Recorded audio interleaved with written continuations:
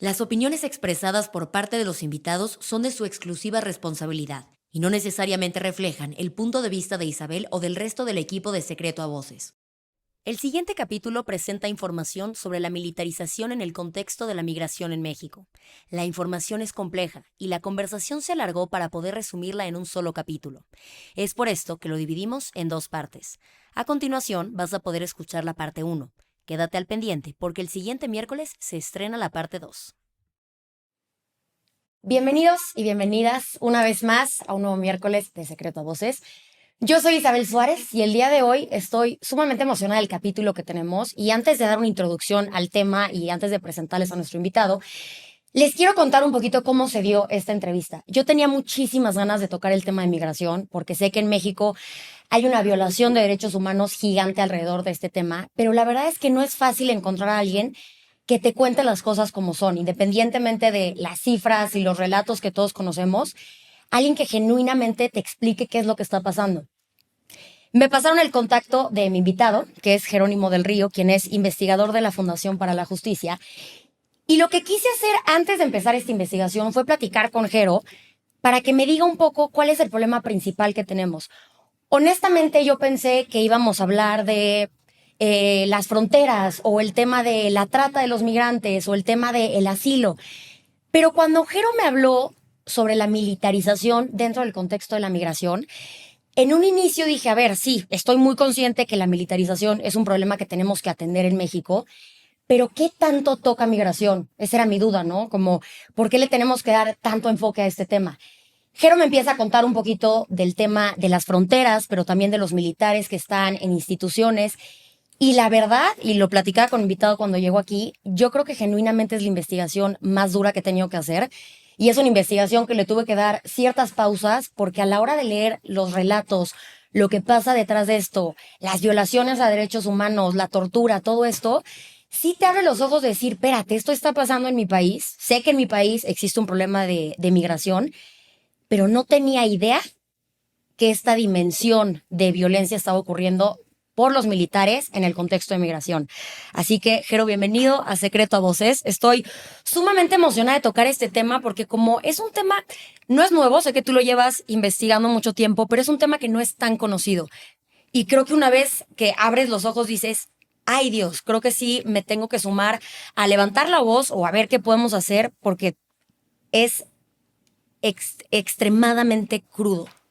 Bueno, muchas gracias por invitarme y por darle voz a este tema que, como dices, es de suma importancia y que tristemente a veces está un poco invisibilizado.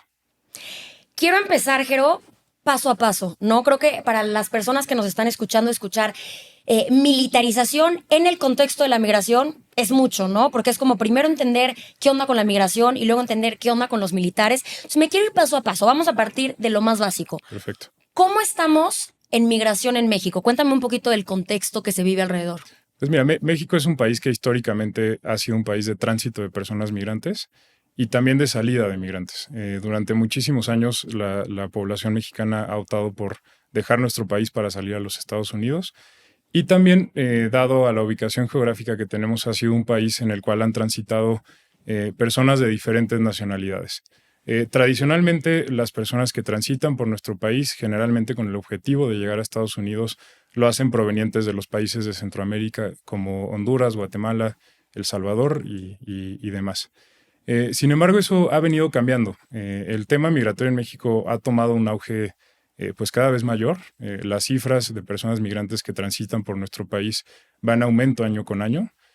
Todo esto muy relacionado a las crisis que viven en los países de origen las personas que deciden migrar, porque, y esto es un punto muy importante, tenemos que entender que quienes migran no necesariamente lo hacen por una decisión, digamos, voluntaria, sino más bien porque el contexto en el que viven es tan apremiante y se vuelve insostenible que los obliga a dejar los lugares de donde salen. Las personas que transitan por nuestro territorio en su mayoría es gente que debería cumplir y debería ser reconocida como personas refugiadas.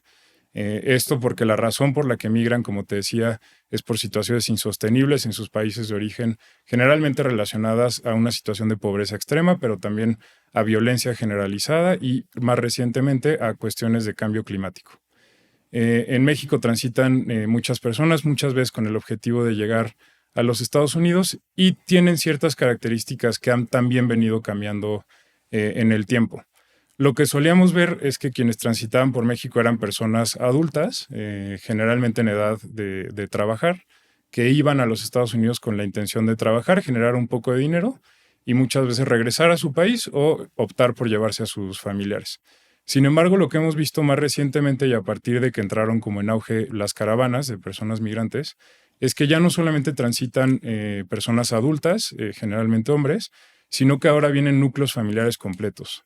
Ahora lo que solemos ver es que vienen familias enteras con niños de las más diversas edades y también muchas veces niños y niñas no acompañados, que vienen sin el acompañamiento de algún familiar o adulto que los esté como apoyando.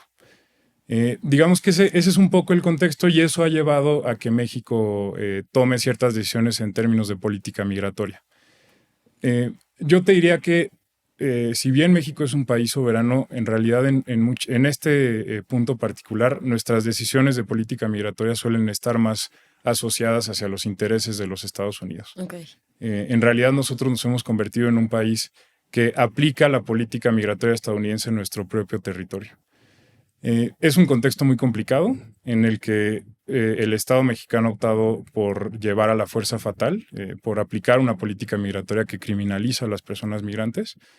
Y como resultado ha llevado que poco a poco se han involucrado fuerzas de seguridad, en un principio civiles, como era la Policía Federal, y más recientemente, como lo documentamos en el informe Bajo la Bota, a personal militar de la Sedena, SEMAR y también Guardia Nacional.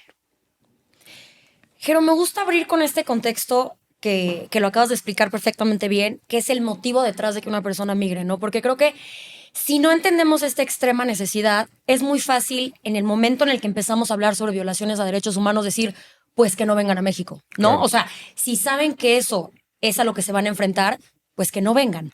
Pero una vez que entiendes que es preferible, bajo su criterio, eso, a permanecer en su país, ahí sí hay una llamada de atención a decir, espérate, o sea, no es gente que decide pasar por México porque, bueno, probablemente va a haber una mejor oportunidad laboral.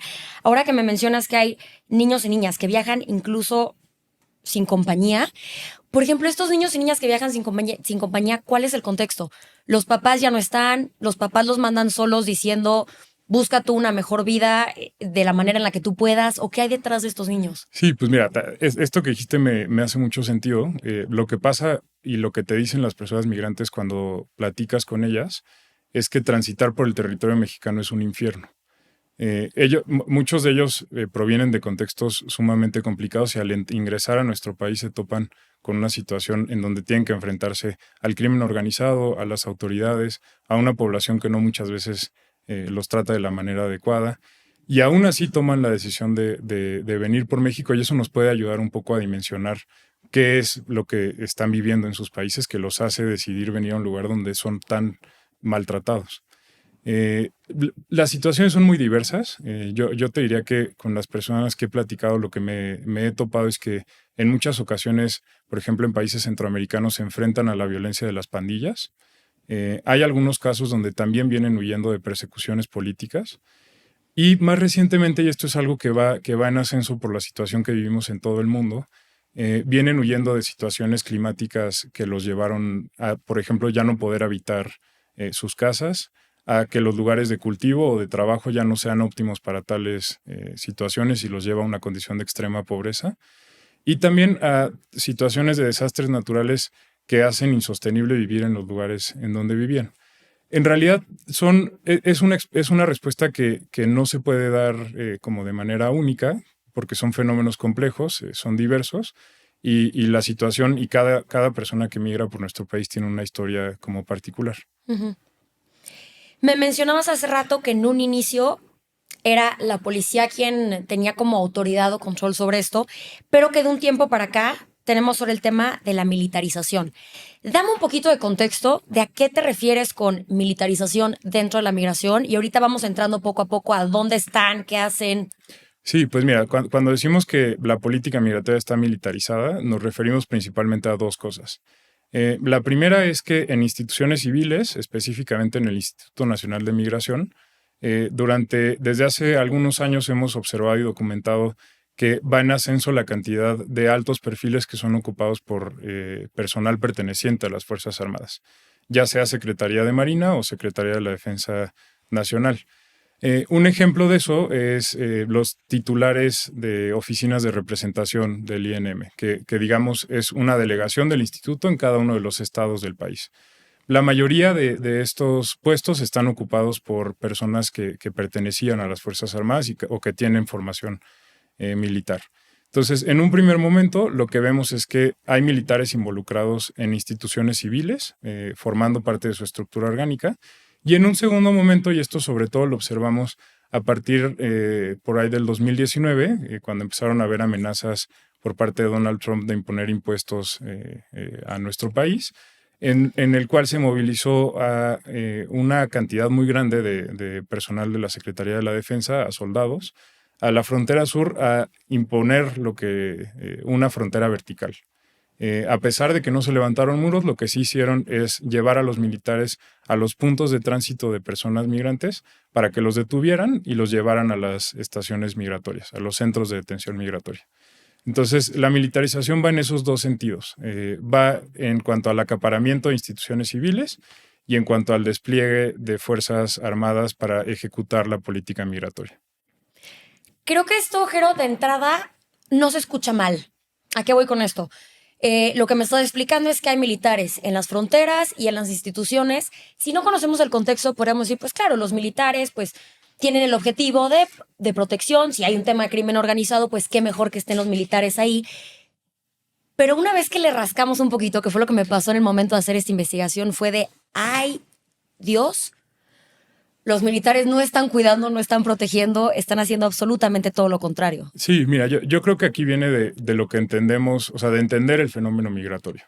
Lo que sucede es que no se están enfrentando al crimen, no están llegando allá para ir en contra de terroristas, como por ejemplo se podría manejar en ciertos países, sino que en realidad lo que están haciendo es ir a detener a personas que vienen huyendo de un contexto inhumano. Son familias enteras que no han cometido ningún crimen y que incluso en muchas ocasiones ni siquiera una falta administrativa porque deberían ser reconocidos como refugiados y que llegan a estos lugares a imponer la fuerza más letal que tiene el Estado mexicano. Yo te diría que esto es algo que viene de larga data, es un tema de largo aliento. Desde hace mucho tiempo, y es un tema como de concepción de cómo está queriendo enfocar la política migratoria del Estado mexicano. Por las características de la gente que viene a nuestro país, en realidad debería tener un enfoque humanitario, debido a que es gente que viene con la necesidad de protección internacional. Sin embargo, lo que ha optado, y aquí es donde cobra relevancia lo que te platicaba, que en realidad estamos imponiendo los intereses de Estados Unidos en nuestro territorio, por lo que ha optado el Estado mexicano es por detener a estas personas. Ha decidido, en lugar de tener una visión humanitaria, tener una visión criminalizante de las personas migrantes, tratándolos tal cual como si fueran criminales. Y eso los ha llevado a securitizar en un primer momento la política migratoria, lo cual quiere decir que lejos de atender como refugiados a las personas que ingresan a nuestro país y, por ejemplo, tener ciertas consideraciones, lo que se hace es detenerlos y llevarlos a lo que ellos les llaman estaciones y estancias migratorias, que en realidad nosotros hemos documentado que son centros de detención migratoria en los cuales se violan derechos humanos, y si quieres ahorita te comento un poco más. Y este proceso de securitización en lo que derivó es que ahora ya no solamente se utiliza a las policías, sino que también el Estado mexicano optó por utilizar la fuerza más letal que tiene dentro de sus instituciones y mandó a las Fuerzas Armadas. ¿Esto en qué se ha traducido? En una situación crítica humanitaria en nuestro país. Lo que se vive en nuestro país es una tragedia que día con día viven personas que lo único que están haciendo es buscar una mejor situación para ellos y sus familias. A la hora de leer y de prepararme para esta entrevista, Jero, agarré ciertas frases de los artículos que me enviaste y hay una que me llamó mucho la atención que creo que nos puede ayudar como a resumir o a guiar el tema de violación a derechos humanos. que es extorsión, torturar a sus parejas enfrente de ellas, amenazas de detención, intimidación, pedir que se desnuden, separación familiar y otros tratos crueles e inhumanos son las violencias más frecuentes que comete la Guardia Nacional contra los migrantes. Y a esas se suman las de otros elementos, como las de las policías estatales, municipales y el Instituto Nacional de Migración, quienes ahora actúan bajo el solapamiento de los militares de la Guardia Nacional. Cuéntame un poquito de este tipo de abusos y me gustaría así irme uno por uno, porque acá tengo apuntado varios, ¿no? Varios. Uso excesivo de fuerza, violencia sexual, detenciones arbitrarias. Me gustaría ir recorriendo uno por uno para genuinamente entender la gravedad del problema. Perfecto, pues mira, te platico si quieres un poco del uso excesivo de la fuerza. Y yo creo que es muy importante esto ponerlo en el contexto del tipo de política migratoria que está implementando el Estado mexicano. Creo que es muy importante porque derivado de la manera en la que se está ordenando ejecutar la política migratoria, se permiten ciertos excesos, como estos que me acabas de platicar. Lo que sucede es que la intención que tienen las autoridades, primero migratorias, que están facultadas para así ejercer la política migratoria como el Instituto Nacional, pero también otras que no necesariamente tienen la facultad o que por lo menos es un poco más difuso si tienen la competencia para hacerlo o no. La intención que tienen es no dejar que las personas lleguen a Estados Unidos, detenerlas y convertir a nuestro país en esta frontera vertical que detiene a las personas migrantes acá. Para hacer esto, lo que hacen es echar mano de todas las herramientas que tienen, legales o ilegales y sobre todo violatorias a derechos humanos.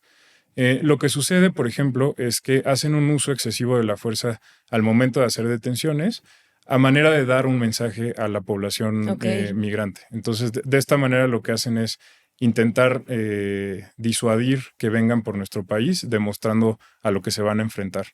Por ejemplo, hace unos años en Ciudad Juárez hubo un operativo de detención en un hotel que estaba en el centro de Ciudad Juárez, en el cual participaron agentes del Instituto Nacional de Migración, agentes de la Guardia Nacional y agentes de la Sedena.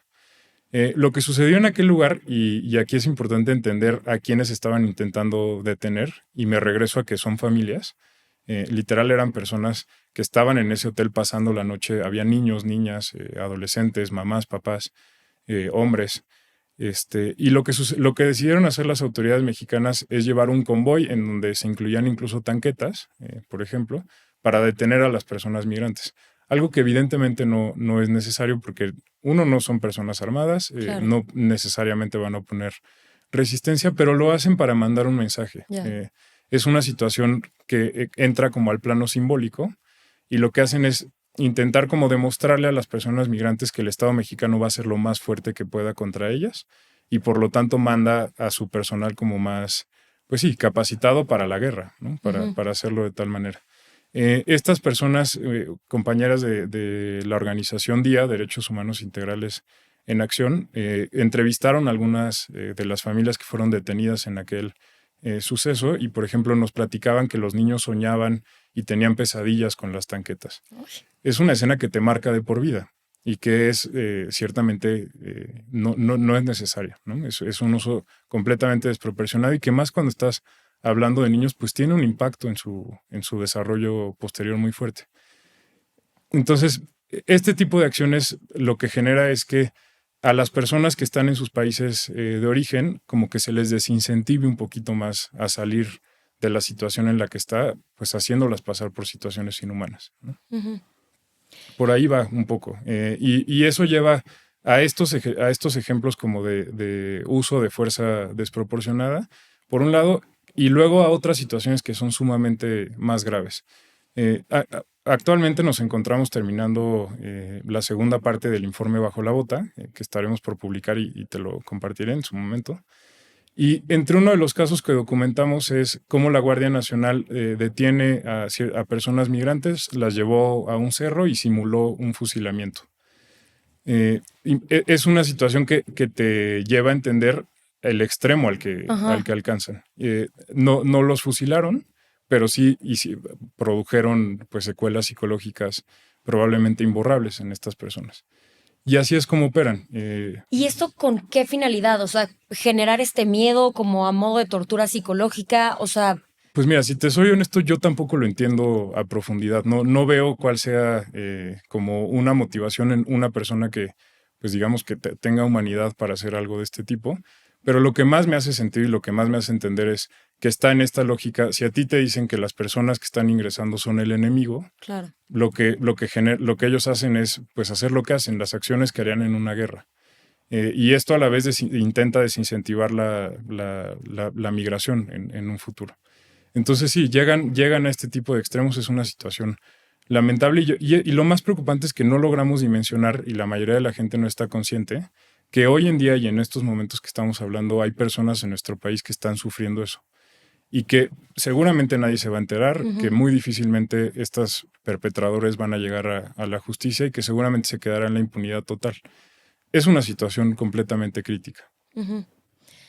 Además, este ejemplo del fusilamiento, Jero, sí me llama mucho la atención. Y la semana pasada sacamos un capítulo que, si no lo han visto, recomiendo que se lo echen para también entender un poquito el contexto de los militares, de todo el entrenamiento que tiene un militar para desensibilizarse por completo, ¿no? Sí.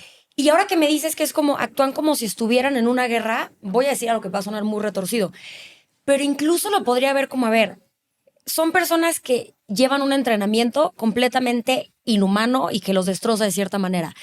Hasta para ellos no podría ser una forma de como, pues bueno, yo estoy entrenado para la guerra, no voy a una guerra, estos cuates me dicen que los trate como criminales, hasta, pues, por la experiencia. Sí, por supuesto. Yo creo que lo que comentaste es clave. O sea, hay que entender, esto no se trata de ser una apología en contra de las Fuerzas Armadas. O sea, ellos cumplen tienen una función como muy específica y es la que tienen que cumplir.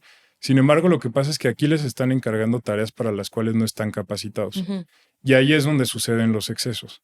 Las Fuerzas Armadas tienen una capacitación que, por supuesto, que es muy dura y me imagino que habrá muchas críticas al respecto, pero que principalmente es una capacitación que está hecha para abatir al enemigo. Está en la lógica de la guerra. Y lo que pasa es que cuando metes a personas formadas para la guerra a un contexto civil, pues te enfrentas a ejecuciones extrajudiciales, a detenciones arbitrarias, a desaparición forzada de personas, a situaciones que en un contexto de guerra es más proclive que suceden, pero que en un estado de derecho como es México, en donde nos regimos por instituciones civiles, es completamente descabellado. Entonces, por supuesto, lo que está sucediendo es que estamos mandando a personas que no están preparadas para realizar una tarea que es crucial para nuestro país y cuyas consecuencias son trágicas. Total. Háblame, Jero, sobre las detenciones arbitrarias, ya que las mencionas. Pues mira, es muy común que a las personas migrantes sean detenidas en nuestro país, porque como te decía, la lógica de la política migratoria es intentar que no lleguen a los Estados Unidos. Lo que nosotros hemos documentado es que lo que suele suceder y la punta de lanza de la política migratoria es la detención migratoria. Esta detención está contemplada en la normativa mexicana. Hay ciertas detenciones que son legales debido a que migrar por México sin papeles te hace acreedor a una falta administrativa. Digamos, las personas que cumplen con las características de ser un migrante irregular, de acuerdo a lo que dice la ley de migración, serán acreedores a una falta administrativa y esto puede conllevar una detención administrativa que no puede superar las 36 horas. Okay. Para estos fines, lo que hizo el Estado mexicano fue desarrollar una serie de lugares, de complejos, cuya intención principal es detener a las personas migrantes. Les llaman estancias y estaciones y en principio no deberían sobrepasar las 36 horas y deberían estar ahí albergadas, digamos como bajo custodia de las autoridades mexicanas en lo que se resuelve su situación migratoria. Lo que sucede en México, y por eso digo que se ha convertido en la punta de lanza, es que a las personas migratorias se les detiene como una manera de castigo. Lo que hacen las autoridades en México es que cuando ven a una persona migrante o a una persona que por su apariencia física, por cuestiones fenotípicas, les parece ser una persona migrante, la detienen sin necesariamente cumplir como con los requisitos de esta detención. Según lo que dice la normativa mexicana, estas detenciones tienen que hacerse en lugares destinados al traspaso internacional, es decir, en fronteras o en muelles, por ejemplo. Y es en estos lugares porque es donde tú puedes presumir que una persona que viene de afuera hay que verificar. Okay. Alguien que esté en la calle, por ejemplo, no puede ser víctima de esto. No puede ser víctima y si lo piensas tiene mucho sentido porque en realidad un agente, por ejemplo, del Instituto Nacional de Migración, ¿qué razones tendría para pensar solamente a simple vista que una persona es migrante o que una Racismo persona puro. está en una situación migratoria irregular? Y ahí es donde nosotros nos hemos dado cuenta, junto con otras organizaciones, que entra el perfilamiento racial. Lo que hacen es que al ver si es moreno, si tiene un color de piel diferente, si tiene un acento, lo que suelen suponer es que no es mexicano o que tiene una condición migratoria irregular y por lo tanto lo detienen. Al no existir como razones objetivas para determinar que esta persona es migrante irregular, lo que decidió hacer la Suprema Corte es limitar los lugares de revisión migratoria a lugares de paso internacional. Sin embargo, esto no se cumple. La mayoría de las detenciones migratorias en nuestro país sucede sobre todo en los centros, en las cabeceras municipales de nuestros municipios. Una vez que son detenidas las personas migrantes, son trasladadas, lo que debería de suceder es que fueran trasladadas en ese mismo momento a las estaciones migratorias. Y ahí debería iniciar un procedimiento administrativo en el cual se le dé notificación a autoridades consulares, la persona debería también poder estar en comunicación con sus familias y en ese momento el procedimiento administrativo debería de determinar si son personas que puedan ser sujetas a protección internacional a través del refugio, si se puede regularizar su situación migratoria o si de plano tiene que emitirse un oficio de salida del país. Sin embargo, lo que en realidad vemos en los hechos es que las personas migrantes son detenidas por autoridades que no tienen la competencia para ser detenidas. Aquí es importante entender que las únicas personas capacitadas que tienen competencia para hacer detenciones migratorias son agentes del Instituto Nacional de Migración. Sin embargo, lo que sucede en México es que las detenciones las hacen policías municipales, policías estatales, Guardia Nacional, soldados de la Secretaría de la Defensa y bueno, a veces también agentes del Instituto Nacional de Migración. Entonces, en un primer momento, si la detención la hace alguien que no sea un agente del instituto, ya desde aquel momento están cometiendo una irregularidad, ya sea una detención ilegal.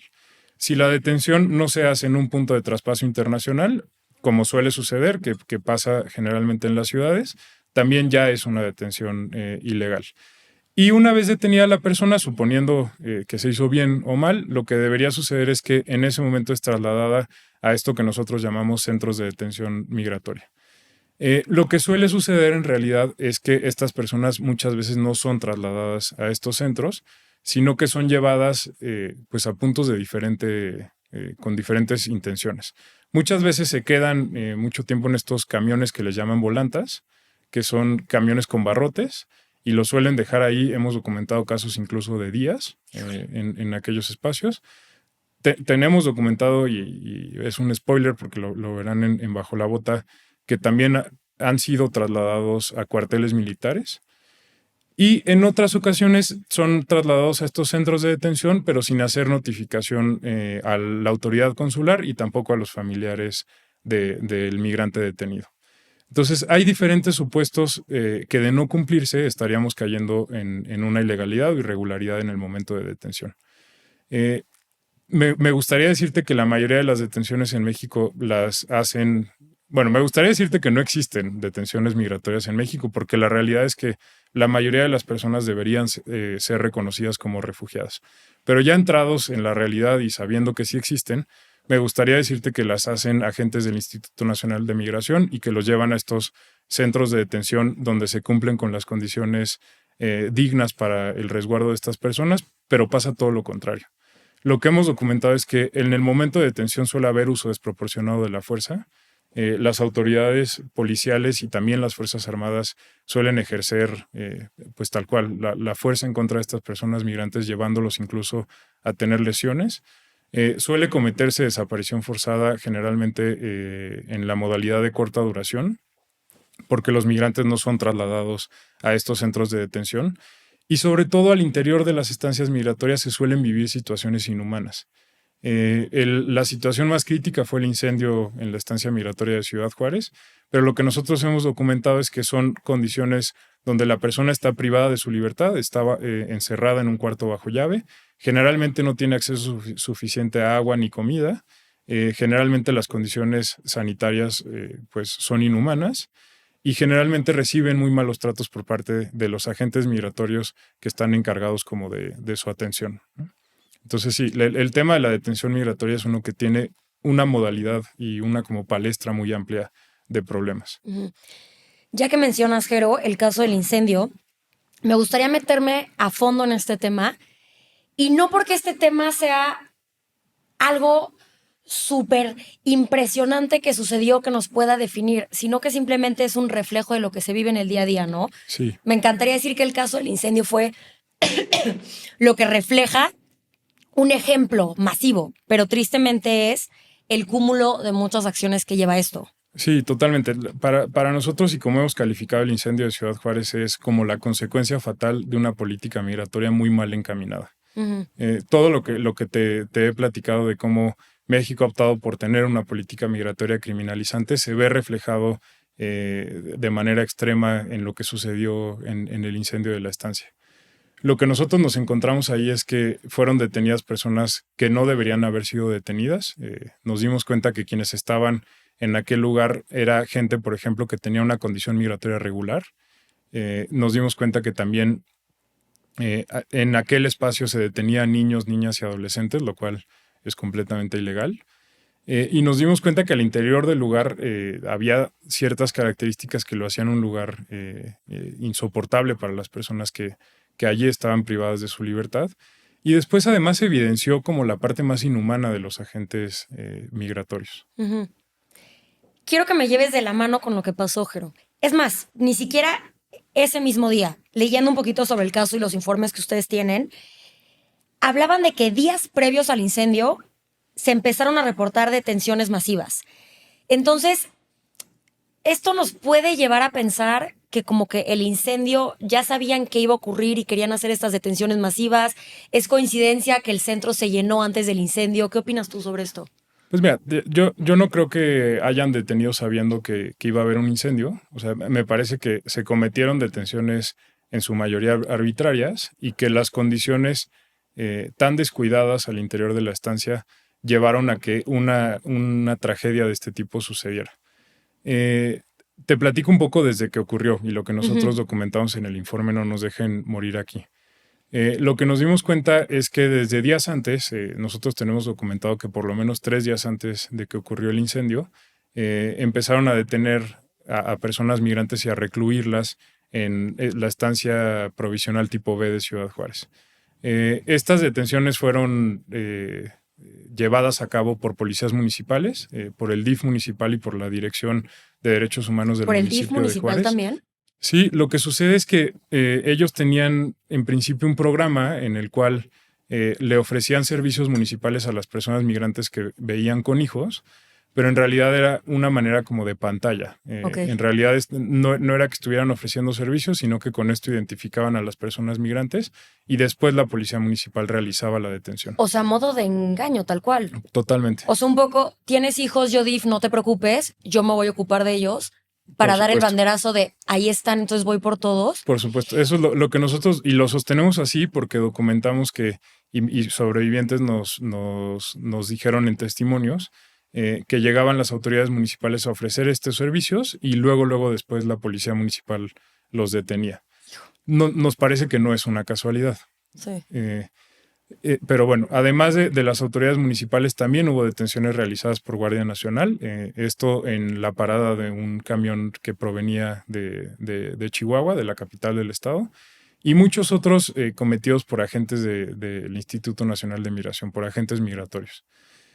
Hubo gente que fue víctima del incendio que llevaba más de 3 días en la estancia. Si te acuerdas, te comenté que solamente deberían ser 36 horas. Pero no, lo que pasa es que hay gente que pasa. Incluso hemos documentado un caso en Cancún donde una persona llevaba meses cerca de cumplir años en aquella estación.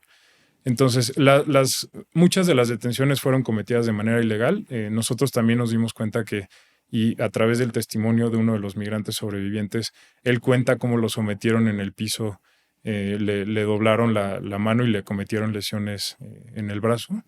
Hubo uso desproporcionado de la fuerza. Claro que fueron detenciones cometidas en un lugar que no estaba destinado para el traspaso ilegal. Muchas de ellas se cometieron en el centro de Ciudad Juárez, por supuesto haciendo uso del perfilamiento racial. Y una vez al interior de la estancia de Ciudad Juárez, lo que se enfrentaron es a una situación crítica. Las personas que entraban eran despojadas de todo, bueno, en principio de la mayoría de sus pertenencias. Entraban a este como gran galerón que estaba cerrado por rejas, donde se podía ver a los agentes migratorios y a policías de una empresa de seguridad privada al interior, y donde no había camas, no había acceso al agua suficiente, tenían comida y acceso a la comida y al agua limitada, no podían tomar agua en el momento que lo solicitaran. Y en ciertos momentos de su detención sufrieron, digamos, hacinamiento por la cantidad de personas que se encontraban al lugar. Y adicionalmente al interior sufrían de constantemente malos tratos por parte de las autoridades encargadas de custodiarlos, quienes constantemente les decían: regrésate a tu pinche país, ¿qué haces aquí? Tú no tienes nada que hacer aquí. E incluso situaciones de tortura. Nosotros documentamos que al interior, para las personas que se encontraban privadas de libertad, documentamos que existía una celda que en principio era para detener a mujeres trans, pero que era utilizada también para torturar a migrantes que querían castigar, digamos. Los testimonios de las mujeres sobrevivientes dan cuenta de cómo en aquel lugar a un migrante que los guardias de seguridad privada y los agentes del Instituto Nacional de Migración consideraron que debía ser sometido a un castigo, lo metieron en este espacio, y las mujeres dicen que escucharon incluso choques eléctricos. Entonces, bueno, si te fijas, es un lugar que estaba lejos de tener como las condiciones mínimas para albergar a una persona.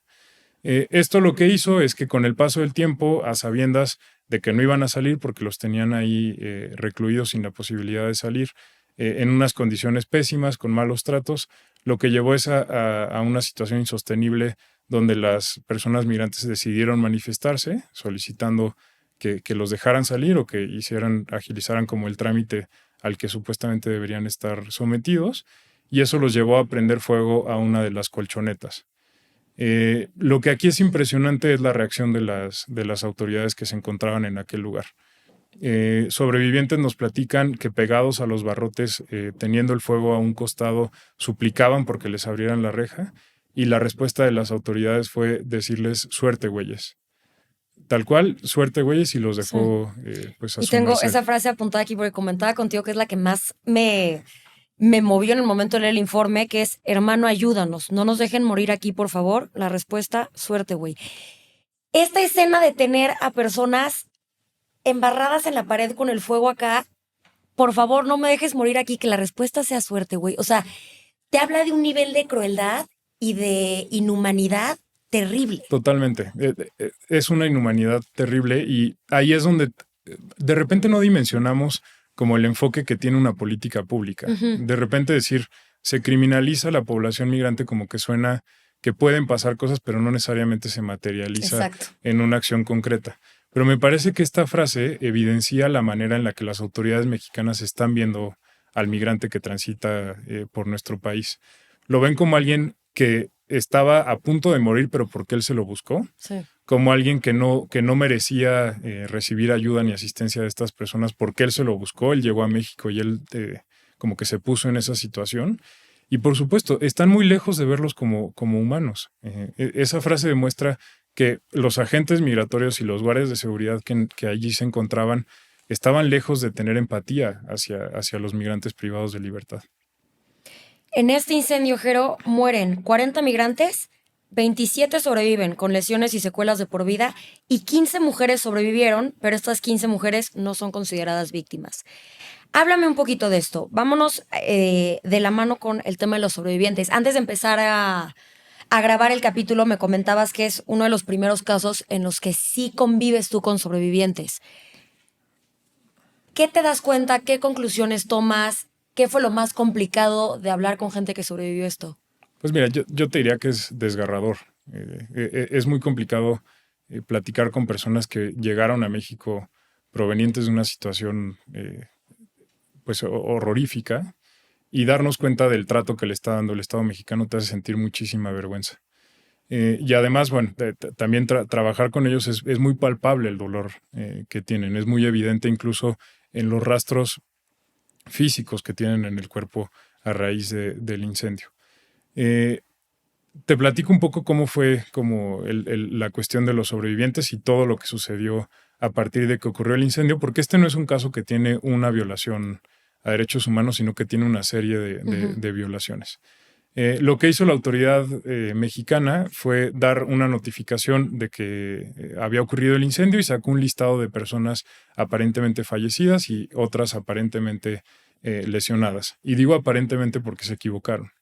Lo que hicieron es que los listados no tenían los nombres necesariamente de las personas que sí habían fallecido, porque declararon fallecidas a personas que estaban vivas y declararon vivas a personas que sí habían fallecido.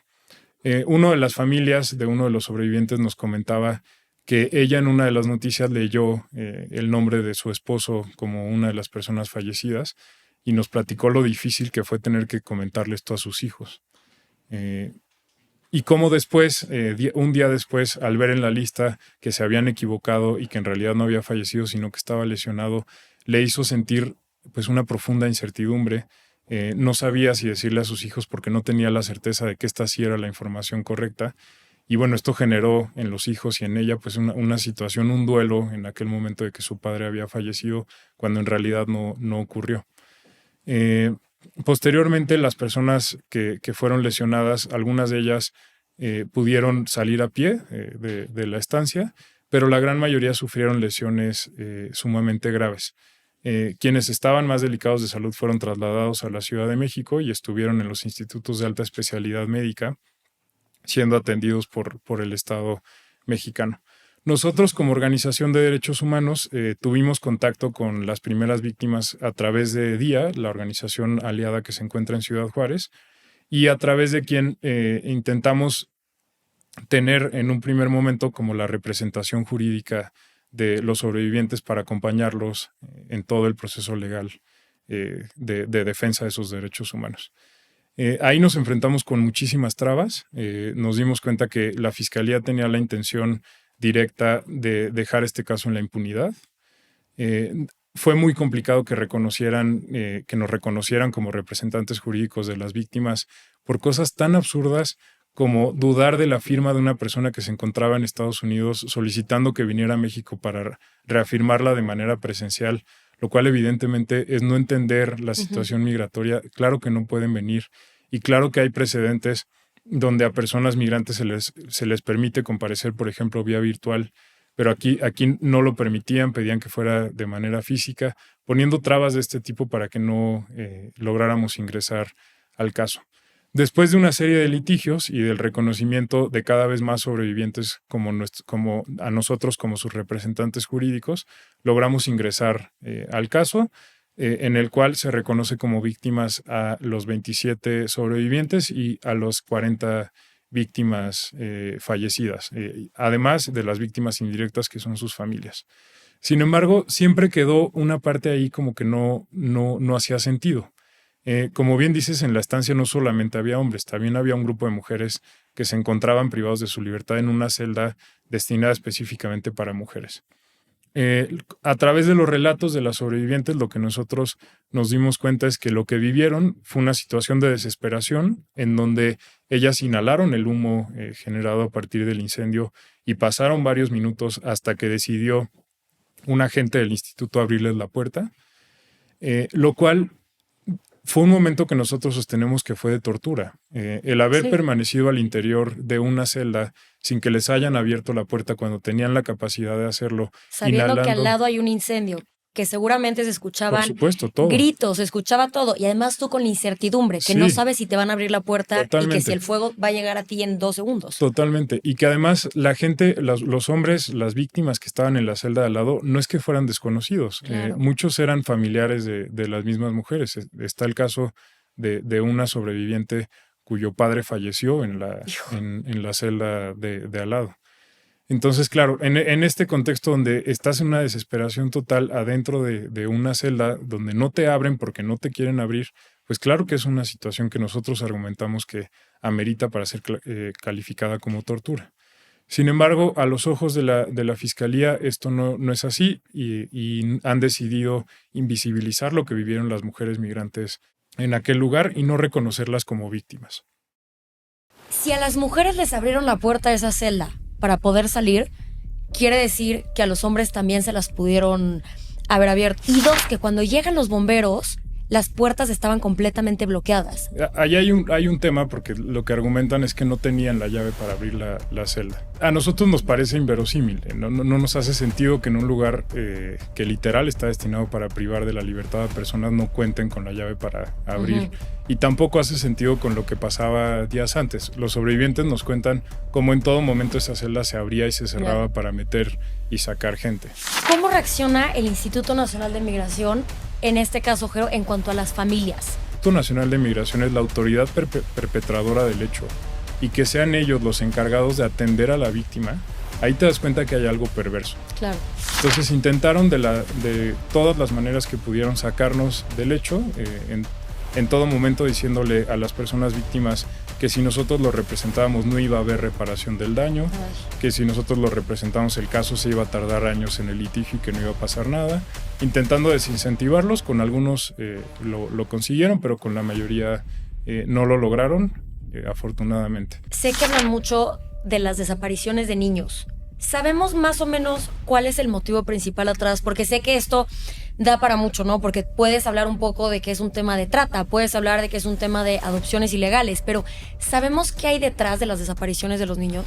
Al comisionado Francisco Garduño se le debería reclasificar el delito de mal uso de la administración pública a homicidio. Esto lo sostenemos porque lo que pasó en la estancia provisional tipo B de Ciudad Juárez no es el único incidente que ha sucedido bajo su mandato. Documentamos que a partir de que entró a su cargo sucedieron por lo menos 14 incendios en otras estancias migratorias en todo el país.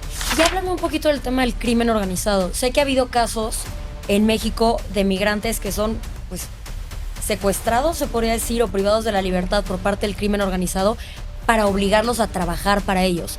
¿Qué sabemos un poquito de esto, Jero? Y sobre todo me interesa preguntarte si los militares saben de esto y deciden no actuar. El crimen organizado no está actuando solo, sino que actúa bajo aquiescencia del Estado mexicano, es decir, bajo el visto bueno del Estado mexicano, y en muchas ocasiones las autoridades mexicanas forman parte de estas organizaciones delictivas o de estos procesos de crimen. Este es un espacio en donde los secretos se convierten en palabras y quiero que tú seas parte del diálogo. Así que te invito a buscarnos en Instagram como @secretoavoces.mx para que nos compartas también tu opinión o punto de vista.